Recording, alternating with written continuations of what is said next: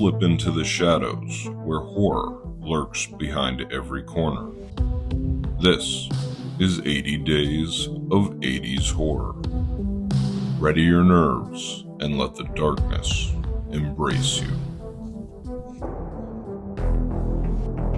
Teenage camp counselors, a mysterious killer on the loose, and a campground with a tragic past. And Kevin fucking Bacon.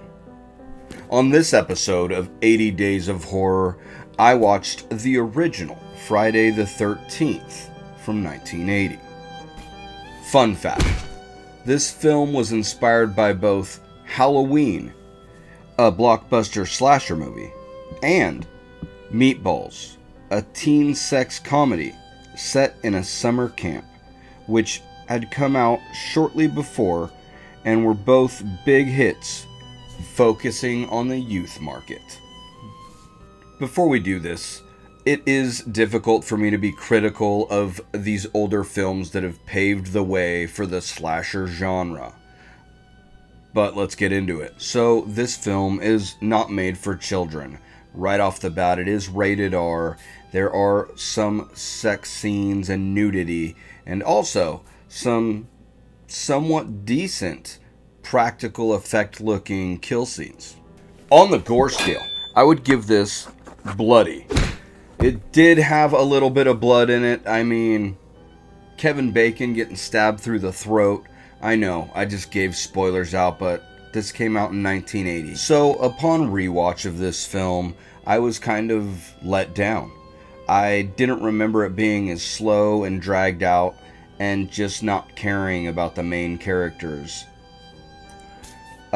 One of the pluses was I thought it was awesome how the POV shots of the killer took place, and also the twist at the ending, where we find out that it's Jason's who's doing the killing. Smash or pass? I would probably pass on this unless you're trying to go down the Friday the 13th lineage and find out where it all started.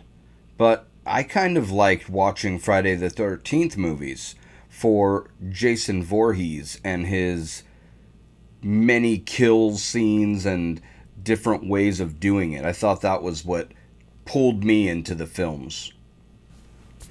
I'm going to have to give this film a 5 out of 10. And it's not easy, because I know this film is a classic in so many people's hearts.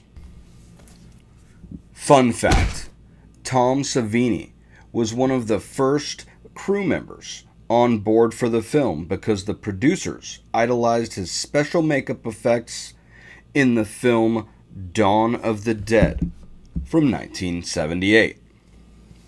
Thank you for watching this episode of Blood Brews Back to the 80's reviews or revival or whatever you want to call it.